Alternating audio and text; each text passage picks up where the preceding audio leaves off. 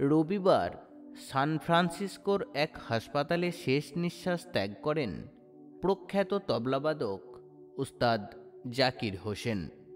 ৭৩ বছর বয়সী এই তবলাবাদক দীর্ঘদিন ধরেই ফুসফুসের বিরল রোগে ভুগছিলেন।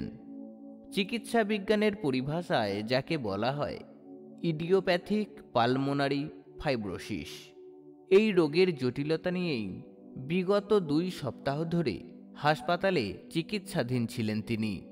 কিন্তু ধীরে ধীরে শারীরিক অবস্থার অবনতি হলে তাকে ইন্টেনসিভ কেয়ার ইউনিটে স্থানান্তরিত করা হয় এবং সেখানে দীর্ঘ সময় ধরে ভেন্টিলেটরে রাখা হলেও শেষ রক্ষা হয়নি। ওস্তাদ জাকির হোসেনের এইভাবে হঠাৎ চলে যাওয়ার কারণ হিসাবে জানা যায়, সাধারণত একজন সুস্থ মানুষের শ্বাস নেওয়ার সময় ফুসফুস ফুলে ওঠে, আবার শ্বাস ছাড়ার সময় তা চুপসে যায়। কোনো মানুষ ইডিওপ্যাথিক পালমোনারি ফাইব্রোসিস বা আইপিএফে আক্রান্ত হলে শ্বাস নেওয়ার সময়ে ফুসফুস ঠিকমতো ফুলতে পারে না, ফলে রক্তে অক্সিজেনের ঘাটতি দেখা যায়, সেজন্য শ্বাস নিতেও কষ্ট হয়। এছাড়াও শুকনো কাশি ও ক্লান্তির মতো সাধারণ কিছু উপসর্গও দেখা দিতে পারে। ফুসফুস হচ্ছে স্পঞ্জের মতো নরম একটি প্রত্যঙ্গ। কোনো ব্যক্তি আইপিএফ রোগে আক্রান্ত হলে তার ফুসফুস ক্রমশ নমনীয়তা হারাতে শুরু করে, অর্থাৎ ফুসফুস শুকিয়ে যায়। জাকিরবাবুর ক্ষেত্রেও সেটাই হয়েছিল।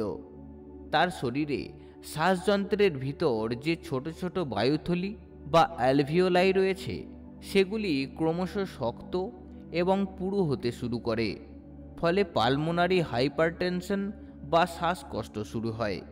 সেখান থেকে তার যে কোনো সময় হৃদযন্ত্র বিকল হয়ে যাওয়ার আশঙ্কাও ছিল। এই রোগ সংক্রান্ত বিভিন্ন গবেষণায় কারণ হিসাবে জানা গেছে পরিবেশ দূষণ, ধূমপান এবং জিনঘটিত কারণেও এই ধরনের রোগ হতে পারে। এই রোগের তেমন কোনো নির্দিষ্ট চিকিৎসা নেই, তাই রোগ থেকে চিরতরে মুক্তি পেতে গেলে শরীরে ফুসফুস প্রতিস্থাপন করাতে হয়। সে বেশ খরচ সাপেক্ষ।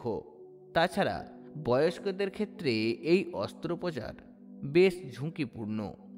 অর্থের দিক দিয়ে তেমন কোনো সমস্যা না থাকলেও জাকিরবাবুর ক্ষেত্রে প্রধান যেটা বাধা হয়ে দাঁড়িয়েছিল সেটা হচ্ছে তার বয়স এবং শারীরিক সক্ষমতা। তাই সকল বাঁধন ছিন্ন করে 15ই ডিসেম্বর রবিবার ৭৩ বছর বয়সে জীবাত্মা ত্যাগ করে পরমাত্মার সাথে মিলিত হলেন প্রখ্যাত তবলাবাদক ওস্তাদ জাকির হোসেন মহাশয়। পরপারে ভালো থাকুন স্যার। নমস্কার।